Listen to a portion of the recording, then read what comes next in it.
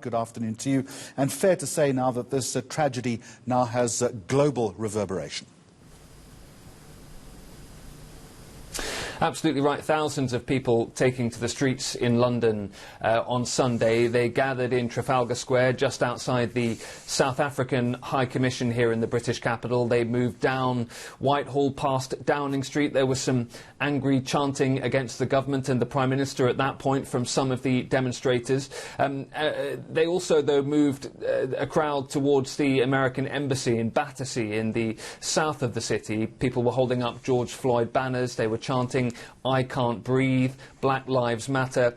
Many of them were demonstrating in solidarity with the protesters and the demonstrators that we're seeing in the United States, and others were also using it as an opportunity to draw attention to what they say is the racism that remains in the United Kingdom and some of the treatment that people here feel that they have had on from the hands of the British police too. So it was partly about what's happening in America, but it was also partly about the situation in the United Kingdom too. And Ollie, one would have hoped, unlike the United States of America, that containment in London would have been both judicious and responsible.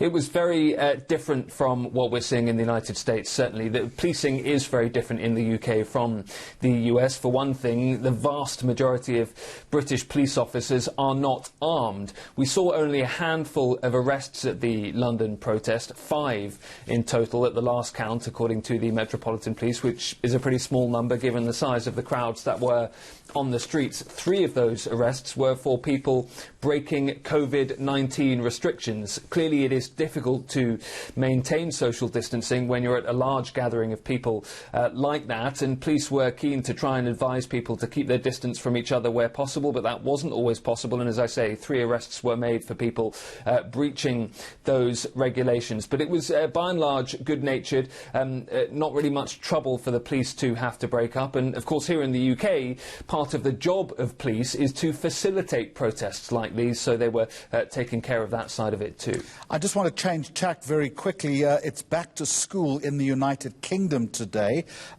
We've had much confusion as far as this country is concerned. Our back to school has now been pushed out by a week. What's the general state of readiness, and perhaps most importantly, how is social distancing going to be enforced in the classroom and on the playground? Well, a couple of things to say on that, I think. Not all schools are going back today. Some of them believe they're not quite ready yet. They're pushing it back another week or 2 weeks.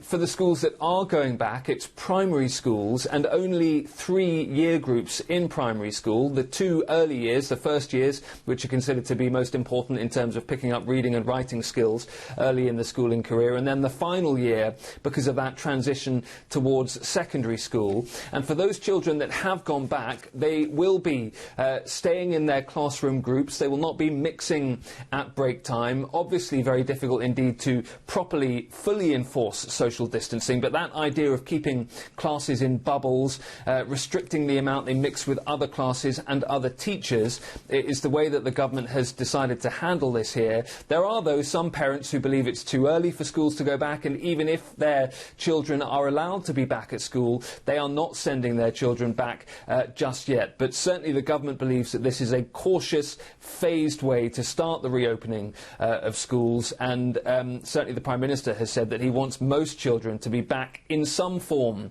at school before the start of the September term. How quickly the government can move, though, on this does remain to be seen. Ollie Barrett in London, thank you very much indeed.